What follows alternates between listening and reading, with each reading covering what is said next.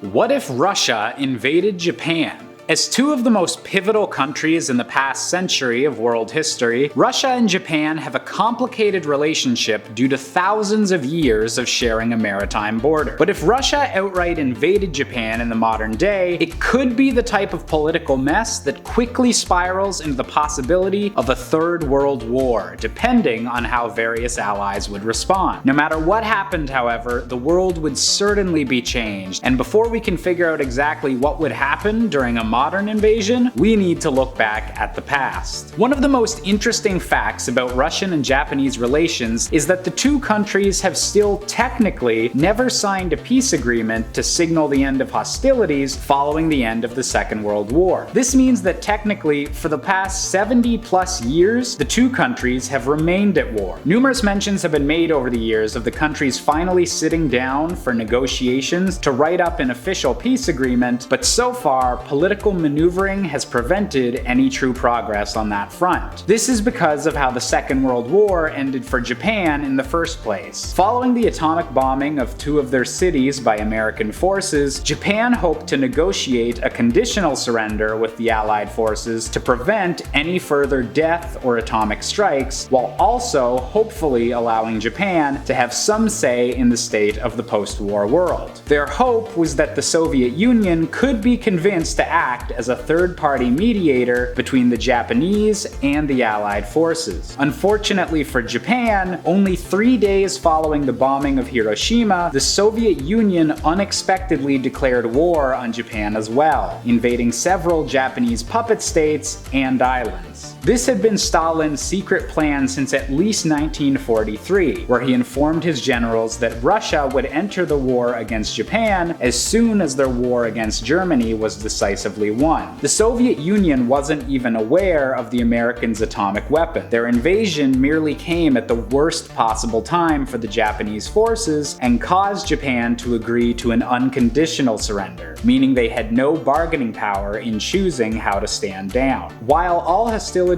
were ended, Japan was obviously not keen to begin negotiating with the country that had surprise attacked them, and the issue over who can claim ownership of the islands that Russia invaded has remained as a sticking point impeding any further peace talks from being made. Every time it seems like Russia and Japan are going to sit down for the peace treaty signing photo op, negotiations are called off following a visit by the Russian government to the disputed islands in question, or some other political reason of the era. Because of all of this, even though Japan and Russia have not partaken in hostilities against each other in over 70 years, there is the possibility that Russia could use this technical lack of a peace agreement to strengthen their claim to invading Japan, and use the reclamation of these island territories as a justification for the sudden aggression. In this scenario, where Russia decided to fully claim by force some of Japan's many islands that it sees as still belonging to them, the fighting would be brutal, particularly for Japan. While Russia likely wouldn't attack the Japanese mainland directly,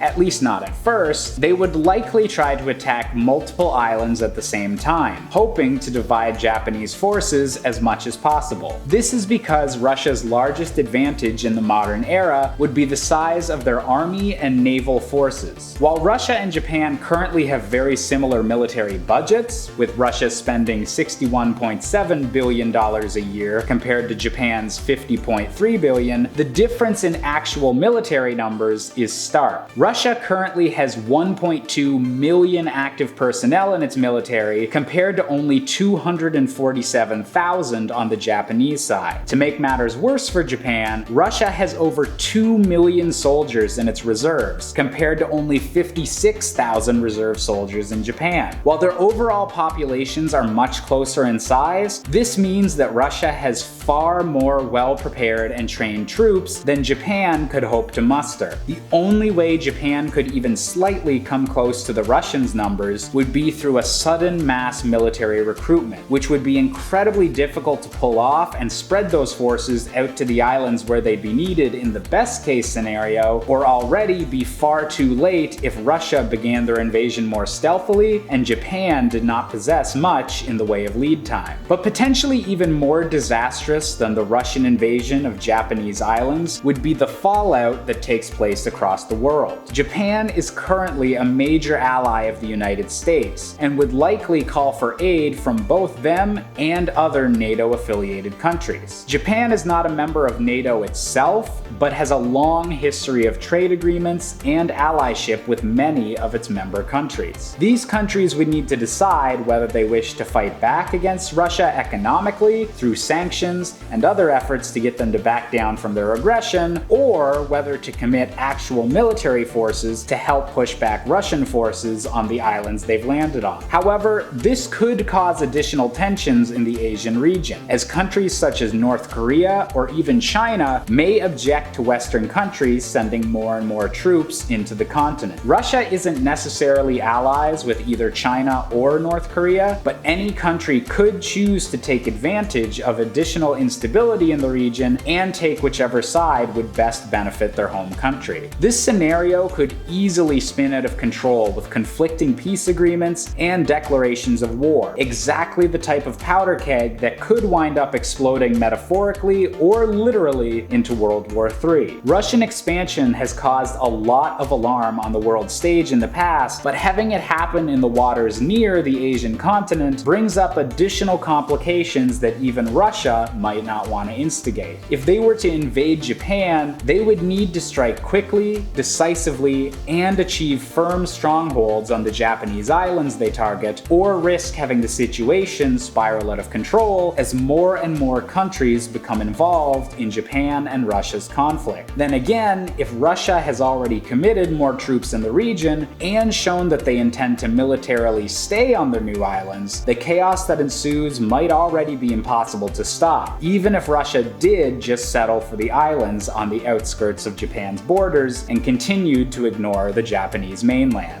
At the end of the day, Russia invading Japan is an unlikely scenario, but definitely not an impossibility, and would wind up causing a massive amount of global political upheaval if such an invasion were to occur. Between throwing the continent of Asia into chaos and forcing countries all over the world to take a side, an invasion of this scale and that involves so many potential countries could be the inciting incident that begins World War III, a scenario that none of us want to live through. So who knows? Maybe within the next few years, Japan and Russia will finally sit down and write a peace agreement to end the silent war that's technically still been ongoing for the last 70 years, and a decision will finally be made on the ownership of the islands that Russia invaded back in the 40s. So on that note, if you enjoyed this video, be sure to hit the like button, hit the subscribe button, and let us know down in the comments below what sort of videos you'd like to see from us next. As always, I've been Josh Busker, and this